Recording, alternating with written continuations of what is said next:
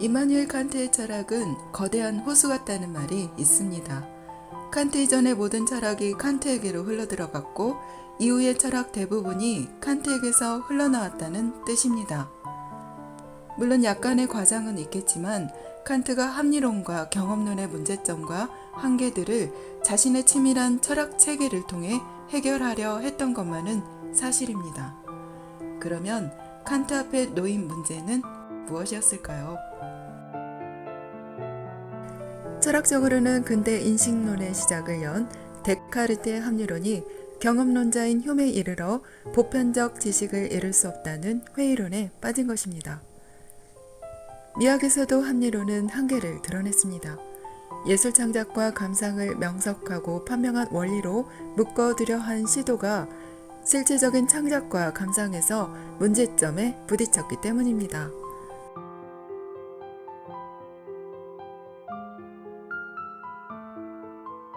하지만 예술의 실제적 경험을 강조한 경험론적 미학도 취미에 의한 미적 판단의 보편성을 확보하는 데 실패하면서 한계를 드러냈습니다. 취미를 주관적이며 개인적인 성향의 것으로 보았기 때문인데요.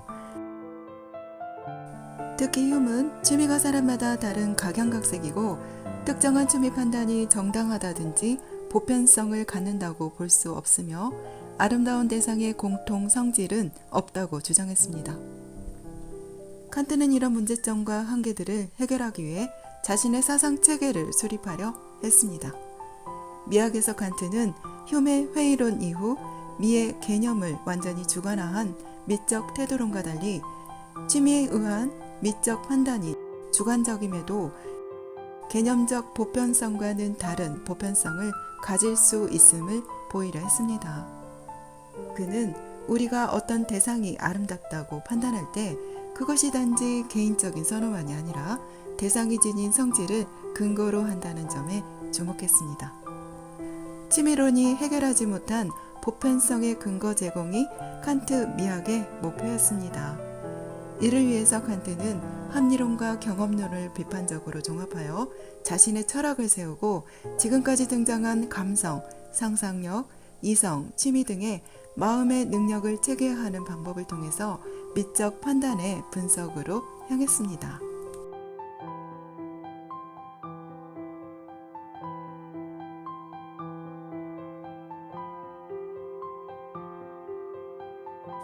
칸트는 진리의 두 구성 요소인 보편성과 현실성을 갖춘 인식론을 수립하려고 하면서 이를 위해서는 합리론과 경험론을 비판적으로 종합해야 한다고 생각했습니다. 우리의 지식이 감각적 경험에서 출발하지만 모두 경험으로부터 나오는 것은 아니라는 점에서였습니다. 경험으로 도출할 수 없는 선천적 지식도 있다는 것입니다. 예를 들어 모든 변화는 원인을 가져야 한다.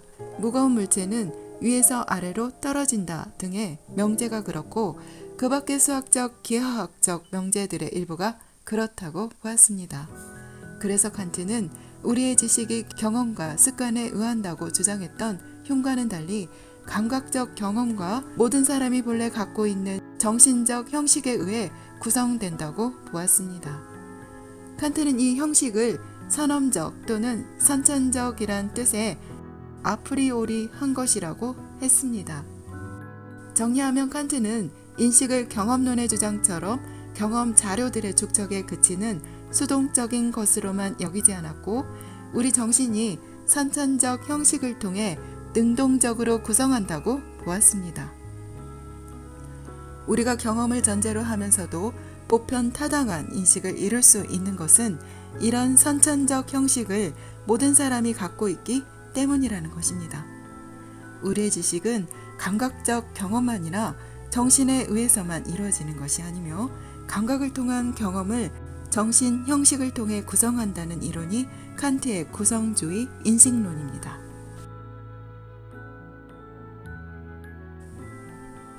인식론의 수립에 앞서 칸트는 인간의 정신 능력을 감성과 오성과 이성으로 구분했습니다. 데카르트의 이성을 오성으로 이름 붙이고 또 하나의 마음의 능력으로 이성을 설정했습니다. 칸트에 의하면 이성은 감각적 경험을 초월하는 것을 사유하는 능력입니다. 우리가 경험할 수 없는 것, 경험할 수 없기에 인식할 수 없는 것을 생각하는 마음의 능력입니다. 예를 들어 어떤 이념이 인식의 궁극적 목표이며 인식을 이끌어가는 것이라고 할 때 이 이념과 관련된 마음의 능력이 곧 이성입니다. 상상력은 어디쯤 해당할까요? 칸트는 상상력이 감성과 오성의 매개 역할을 한다고 보았습니다. 칸트에 따르면 우리의 인식은 감성과 오성의 작용으로 이루어집니다. 눈으로 볼 수 없는 이 능력들의 존재나 작용 방식을 어떻게 설명할 수 있을까요? 인식을 통해 얻는 우리의 지식은 인식적 판단으로 이루어지며 판단은 주어와 수어를 연결합니다. 예를 들어 인식적 판단은 컵은 둥글다, 컵은 떨어지면 깨진다 등과 같은 형태입니다. 감성과 오성의 작용으로 이루어진다는 것을 보이기 위해서 그것들이 남긴 흔적인 인식적 판단이 어떻게 구성되는지를 분석했습니다.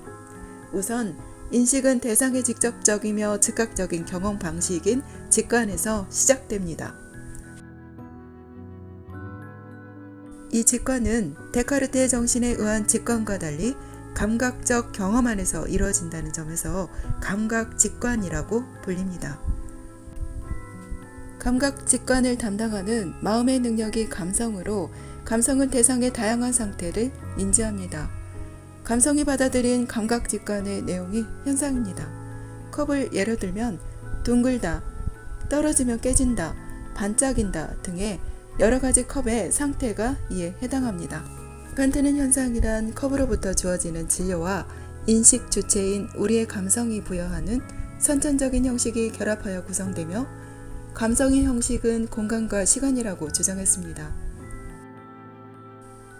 설명을 하면 이렇습니다. 컵이 둥글다는 현상을 파악하기 위해서는 우리는 위에서 아래로 내려다보아야 합니다. 즉, 공간을 전제로 해야 합니다. 또 컵이 떨어지면 깨진다는 현상을 파악하기 위해서는 컵이 떨어지는 각 시점들을 연결해주는 그 무엇이 있어야만 합니다. 즉, 시간을 전제로 해야 합니다. 그런데 공간과 시간은 감각적 경험을 아무리 모아도 얻을 수가 없습니다. 그래서 칸트는 공간과 시간이 대상에 속한 것이라고 할 수 없고 우리가 본래부터 갖고 있는 것이며 감성의 선천적인 형식이라고 보았습니다. 그럴 때 감각적 경험을 통한 현상은 감성이 대상으로부터 아직 무엇인지 알 수 없는 진료를 받아들여 공간과 시간으로 형식화해서 개발적인 감각직관으로 구성하는 것입니다. 감각적 경험은 시공간의 제한을 받아 이루어지며 우리에 의해 능동적으로 구성된다는 말입니다. 인식의 다음 단계는 다양한 감각기관의 현상들을 모아서 개념화하고 판단하는 것입니다. 칸트는 이 역할을 오성이 한다고 보았습니다. 오성은 어떻게 현상들에 적합한 범주를 적용할까요? 칸트는 이 일을 상상력이 한다고 보았습니다. 상상력이 오성의 판단 이전에 유사한 개별 현상들을 모아서 오성에 전달하고 오성에 적합한 범주의 한계도 정해주어서 감성과 오성의 매개 역할을 한다고 했습니다. 이미지를 만들고 부여하는 능력인 상상력이 이미지를 바탕으로 다양한 시간과 공간에 따른 개별 현상들을 모아서 오성에 적합한 범주 아래로 가져가고 한정시킨다는 것입니다.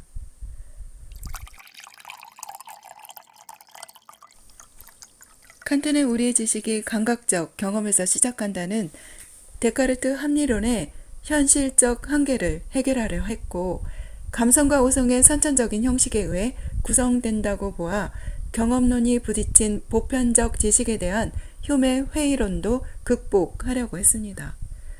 지식이 모든 사람이 타고난 감성과 오성의 선천적 형식에 의해 구성된다는 점에서 칸트는 모든 사람이 동의할 수 있는 보편성도 확보할 수 있다고 생각했습니다. 하지만 칸트의 인식론이 해결해야 할 문제점도 있었습니다.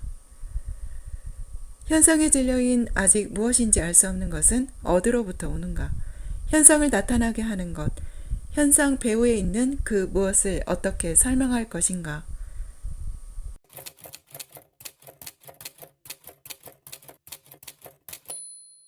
칸트는 물 자체가 감각적으로 경험할 수 없는 것이며 경험할 수 없기에 인식할 수도 없다고 해서 인식의 한계와 인간의 불완전함에 대한 생각을 나타냈습니다. 인간이 감각적 경험을 뛰어넘을 수 없다는 주장입니다. 하지만 우리가 경험할 수 없고 인식할 수 없다고 해서 그것이 존재하지 않는다고 할 수는 없습니다. 그래서 칸트는 우리가 물 자체를 인식할 수는 없지만 그것에 대해 사유할 수 있으며 그것을 사유하는 정신 능력이 이성이라고 보았습니다. 물 자체가 인식될 수 없기에 우리가 지식을 주지는 않지만 이성을 통한 사유에 의해서 인식을 이끌어가기도 하고 한계를 정해주기도 한다고 주장했습니다. 따라서 물 자체는 모든 인식의 근원이고 우리의 인식이 이상적인 것으로 생각하고 따라야 하는 이념의 영역에 해당하며 인식의 궁극적 목표라고 할 수 있습니다.